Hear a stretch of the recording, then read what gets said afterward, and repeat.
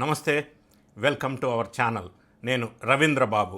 ఎంతో ప్రశాంతంగా ఉండే ఆంధ్రప్రదేశ్ రాష్ట్రంలో ఈ మధ్యకాలంలో కొంతమంది ప్రశాంతతని భగ్నం చేయాలని, కల్తీ నెయ్యి వ్యవహారంలో డైవర్షన్ పాలిటిక్స్ చేయాలి అని, లేదా ఆంధ్రప్రదేశ్ రాష్ట్రంలో పెట్టుబడులు రాకుండా ఆపాలని, విధ్వంసం సృష్టించాలని, శాంతి భద్రతల సమస్యను సృష్టించాలని ఒక వ్యూహాత్మకంగా కొంతమందికి స్క్రిప్ట్ ఇచ్చేసి వైఎస్ఆర్ కాంగ్రెస్ పార్టీ వాళ్ళ నాయకుల్ని కొంతమంది ముందు పెట్టి కులాల మధ్య చిచ్చు పెట్టే విధంగా ఈ మధ్య జరిగిన దుర్ఘటనలు వెలుగులోకి వస్తూ ఉన్నాయి. ఈ వీడియోలో ప్రధానంగా మాజీ మంత్రి జోగి రమేష్ మళ్ళీ అరెస్ట్ అయ్యే అవకాశం ఉంది. జోగి రమేష్ చేసిన రచ్చ వెనక వ్యూహం ఏంటి, జగన్ జోగి రమేష్ స్క్రిప్ట్ ఏంటి, అది ఎలా రివర్స్ అయింది, బెడిసి కొట్టింది అన్న అంశాలను విశ్లేషణ చేసే ప్రయత్నం చేద్దాం. జోగి రమేష్ మనందరికీ గుర్తు ఉండే ఉంటుంది. మొలకల చెరువు పరిసర ప్రాంతాల్లో ఒక కుటీర పరిశ్రమలాగా నకిలీ మద్యాన్ని తయారు చేపించి వాళ్ళకి సంబంధిత తెలిసిన వ్యక్తుల చేత దాన్ని బ్లేమ్ గేమ్, ఎన్డీఏ కూటమి మీద బ్లేమ్ చేద్దామని ఒక దురుద్దేశంతో, దుష్ట సంకల్పంతో ఒక ప్రయత్నం చేస్తే అది బెడిసి కొట్టింది. దా కేసులో జోగి రమేష్, జోగి రాము బ్రదర్స్ ఇద్దరు అరెస్ట్ అవ్వటం, 83 రోజుల జైలు జీవితం గడపటం, దాంతోపాటుగా ఇబ్రహీంపట్నం దగ్గర జనార్దన్ అన్న వ్యక్తితో ఒక బార్లో ఈ కల్తీ మద్యం డంపు పెట్టడం, మరి ఈయనే పెట్టాడు కాబట్టి ఈయనే ఒక మీడియాని తీసుకెళ్ళి దాన్ని వెలుగులోకి తీసుకొచ్చినట్టుగా షోపుటప్ చేయటం. ఈ 2 కేసుల్లో భారీ ఎత్తున ఆయన జైలు జీవితం అనుభవించి బయటకు వచ్చిన తర్వాత కూడా పశ్చాత్తాపం రాకపోగా మళ్ళీ ఎందుకో, ఎవరు స్క్రిప్ట్ ఇచ్చారో, ఎవరి కళ్ళల్లో ఆనందం చూడాలి అని అనుకున్నాడో తెలియదు, కానీ లోకేష్ మీద భారీగా మనం అనకూడని, వినకూడని మాటలు, అసహ్యంగా ఒక మాజీ మంత్రి స్థాయిలో కూడని మాటలు మాట్లాడాడు అసందర్భోచితంగా. ఎందుకు ఈ విధంగా మాట్లాడాడు అనేది మనం ఒక్కసారి విశ్లేషణ చేసుకుంటే, ఈ కులాల మధ్య చిచ్చు పెట్టే వ్యూహం ఒకటి అయి ఉండొచ్చు, డైవర్షన్ పాలిటిక్స్ ఒకటి అయి ఉండొచ్చు, పెట్టుబడుల విధ్వంసం అయి ఉండొచ్చు, శాంతి భద్రతల సమస్య సృష్టించడం అయి ఉండవచ్చు.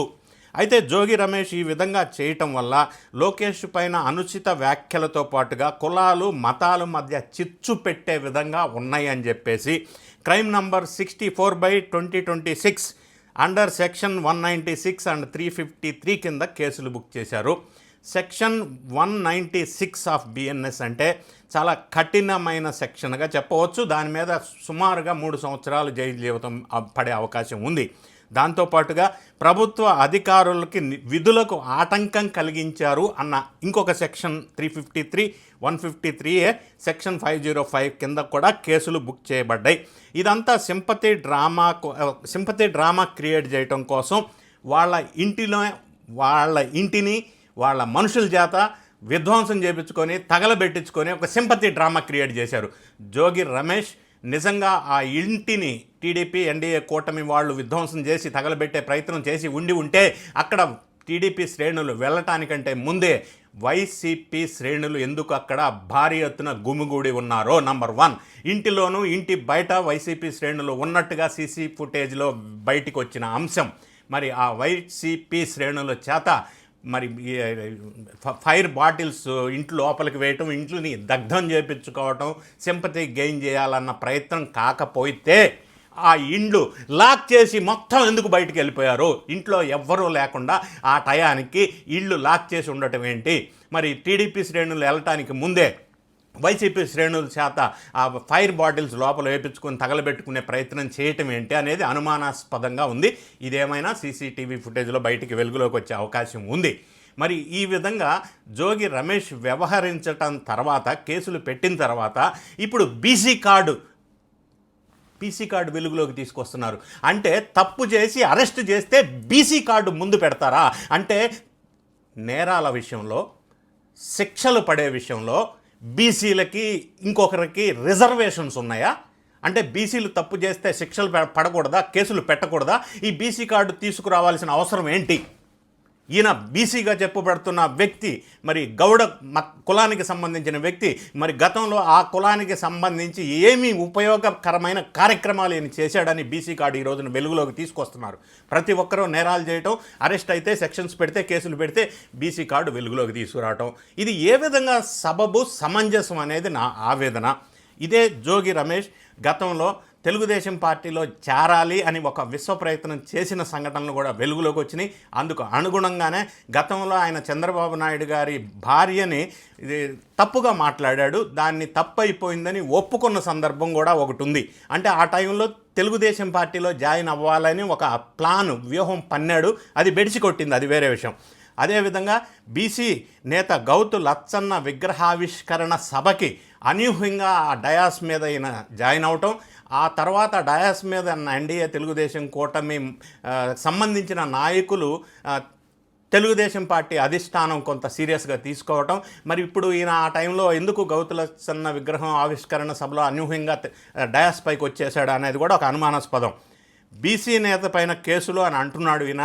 మరి గౌతు లచ్చన్న విగ్రహాన్ని తొలగిస్తామని చెప్పి వైసీపీ చెప్పినప్పుడు ఈ బీసీ నేత, ఇదే సామాజిక వర్గానికి చెందిన నేత ఎందుకు వ్యతిరేకించలేదు?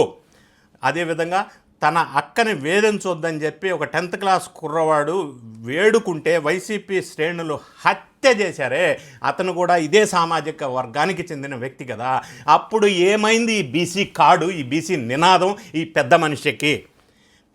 బీసీ నేతగా చెప్పబడుతున్నటువంటి గౌతు శిరీష్ అని వైఎస్ఆర్ కాంగ్రెస్ పార్టీ అప్పట్లో సోషల్ మీడియా వేదికగా భారీ ఎత్తున ట్రోలింగ్ చేస్తే, ఇప్పుడు చెబుతున్న ఈ పెద్ద మనిషి ఆ రోజు నోరు ఎందుకు మోగబోయింది? ఈ విధంగా ఇతను ఆడుతున్నటువంటి సింపతి నాటకాలు, వ్యవహారాలన్నీ బయటకు పడుతున్నాయి. ఇతను ఆల్రెడీ ములకల చెరువు నకిలీ మద్యం కేసులో బెయిల్ మీద ఉన్నారు. ఇప్పుడు బెయిల్ మీద ఉన్నటువంటి వ్యక్తి బెయిల్ కండిషన్స్ ఉల్లంఘించారు అనే విషయం మీద ఈ దర్యాప్తు సంస్థలు కోర్టులో కూడా పిటిషన్ దాఖలు చేశారు, బెయిల్ క్యాన్సిల్ చేయమని. నంబర్ 1. మరి ఇదే జోగి రమేష్ కానీ వాళ్ళ కొడుకు కానీ కోర్టులో అపీల్ చేసుకున్నారు, లంచ్ మోషన్ పిటిషన్ వేశారు వాళ్ళకి రక్షణ కలిగించమని. అయితే ఈ బెయిల్ రద్దు చేయమని పిటిషన్ వేసిన నేపథ్యంలో ఈ జోగి రమేష్ ఎవరైతే బెయిల్ కండిషన్స్ ఉల్లంఘించారో, అంటే ప్రత్యర్థుల్ని లేదా సాక్షుల్ని ప్రభావితం చేయొద్దని, ఇన్ఫ్లుయెన్స్ చేయొద్దని, ఇటువంటి కండిషన్స్ అన్ని వైలేట్ చేసినట్టు సాక్ష్యాధారాలు ఉన్న నేపథ్యంలో ఈయన మీద బెయిల్ ఏదైతే ఉన్నారో బయటకు వచ్చారో 83 రోజులు జైలు తర్వాత, దాన్ని క్యాన్సిల్ చేయమని ఇప్పుడు దర్యాప్తు సంస్థలు పిటిషన్ ఫైల్ చేశారు. మరి కోర్టు వారు ఈ సాక్ష్యాధారాలను పరిశీలించిన తర్వాత ఈయన బెయిల్ క్యాన్సిల్ అయ్యే అవకాశం ఉండి మళ్ళీ జైలుకి వెళ్ళే అవకాశం ఉంది. మళ్ళీ జైలుకి వెళ్తే ఎన్ని నెలలు జైల్లో ఉంటాడనేది నంబర్ 1. నంబర్ 2, ఇప్పుడు జరుగుతున్న ఈ విధ్వంసకాండలో ఈయన మీద పెట్టిన సెక్షన్స్, అంటే లోకేష్ బాబుని తిట్టిన విషయం కానీ, కులాలు మతాల మధ్య చిచ్చు రేపెట్టిన విషయం కానీ, అధికారులు ఆ విధులకు ఆటంకం కలిగించే విషయంలో కానీ, ఈ సెక్షన్స్ ప్రకారంగా కూడా ఈయన మళ్ళీ కేసులు నమోదైన నేపథ్యంలో మళ్ళీ జైలు జీవితం గడిపే అవకాశం ఉంది. ఏ విధంగా చూసినా కూడా జోగి రమేష్ మళ్ళీ అరెస్ట్ అయ్యే అవకాశం స్పష్టంగా కనిపిస్తూ ఉంది. ఎందుకు ఏరి కోరి ఈ విధమైన ప్రయత్నం చేస్తున్నాడంటే జగన్ రెడ్డి గారి కళ్ళల్లో ఆనందం చూడటం కోసం. మరి ఈ జోగి రమేష్ ఈరోజు ఈ విధమైన మాటలు మాట్లాడుతూ ఉన్నాడు. గతంలో జోగి రమేష్ మీద నమోదైన కేసులు ఒక్కసారి మనం రివ్యూ చేసుకున్నట్టయితే, అగ్రిగోల్డ్ వ్యవహారంలో భూములు దొబ్బేశాడు, 10 కోట్లు స్వాహా చేశాడు అనేది ఒక కేసు నమోదైంది ఆయన మీద, ఆయన కొడుకు మీద. మడ అడవులు కొట్టేసి 1500 ఎకరాలు చేపల చెరువులు దొబ్బేశాడని ఒక కేసు నమోదై ఉంది. కృత్తి వెన్న మండలం రైతులకు పట్టాలు ఇప్పిస్తానని చౌకగా చెరువులు లీజుకు తీసుకొని గోదావరి డిస్టిక్ వారికి సబ్ లీజ్ ఇచ్చేసి ఒక 100 కోట్లు దొబ్బేశాడని ఒక కేసు ఉంది. 30 ఎకరాలు దొంగ దస్తావేజులు బండు మిల్లి అన్న గ్రామంలో ఇచ్చాడని ఒక కేసు ఉంది. నిడుమర్రు రెవెన్యూ తండేలులో మరి RS నంబర్ 66, 75, 76, 77లో 300 ఎకరాలు కబ్జా పెట్టాడని ఒక కేసు ఉంది. పెడన్లో జగనన్న లేఅవుట్స్లో 2 కోట్లు దొబ్బేశాడని ఒక కేసు ఉంది. ఇబ్రహీంపట్నం బూడిద ఏదైతే ఉందో యాష్ VTPS నుంచి వచ్చేది, అందులో దాని దగ్గర ఒక చెరువు కబ్జా పెట్టాడని ఒక కేసు ఉంది. విద్యుత్ సబ్స్టేషన్లో ఉద్యోగాలు ఇప్పిస్తానని చెప్పి అందరి దగ్గర డబ్బులు తీసుకొని పైసలు దొబ్బేశాడని ఒక కేసు ఉంది. పెడన్లో ఒక్కో రైతుకి 20,000 వసూలు చేశాడని ఒక కేసు ఉంది. ఇటువంటి ముఖ్యమంత్రి సహాయ నిధి ఇచ్చే విషయంలో కూడా 20% తీసుకున్నాడని ఒక కేసు ఉంది. ఇదే విధంగా 2021లో తెలుగుదేశం పార్టీ ఆఫీసు అప్పటి నారా చంద్రబాబు నాయుడు గారి ఇంటి విధ్వంసం మీద నమోదైన ఒక కేసు ఉంది, నకిలీ మద్యం కేసు ఎలాగో ఉంది. ఈ కేసులు బ్యాక్గ్రౌండ్ అన్నీ ఇన్ని కేసులు ఉన్న నేపథ్యంలో ఇప్పుడు నమోదైన కేసులు, ఇప్పుడు ఈయన వ్యవహరించిన తీరుతెన్నులు, బెయిల్ మీద కండిషన్స్ ఉల్లంఘన నేపథ్యంలో జోగి రమేష్ మళ్ళీ అరెస్ట్ అయ్యే అవకాశం ఉంది అని ఊహాగానాలు చక్కెర్లు కొడతా ఉన్నాయి. ఎంత బీసీ కార్డు తీసుకున్నా, ఎంత జగన్ రెడ్డి గారు జోగి వ్యూహాలు పన్నినా, స్క్రిప్టులు ఇచ్చినా, ప్రజల్లో ఈ విధమైన విధ్వంసాలు రెచ్చగొట్టడం వల్ల ప్రభుత్వం వారు అప్రాప్రియేట్ చర్యలు తీసుకొని ఈ సెక్షన్స్ ప్రకారం కేసు పెడితే మళ్ళీ అరెస్ట్ అయ్యే అవకాశం ఉంది అని చెప్పేసి స్పష్టంగా తెలియవస్తూ ఉంది. ఇది ఇటువంటి నాయకులకి ఒక గుణపాఠం కావాలా, మళ్ళీ ఇంకొకరు ఇటువంటి ప్రయత్నాలు చేయకూడదు, ఆ విధంగా చర్యలు ఉండాలా అని ఆశిద్దాం. Let us hope for that. Thank you so much for watching.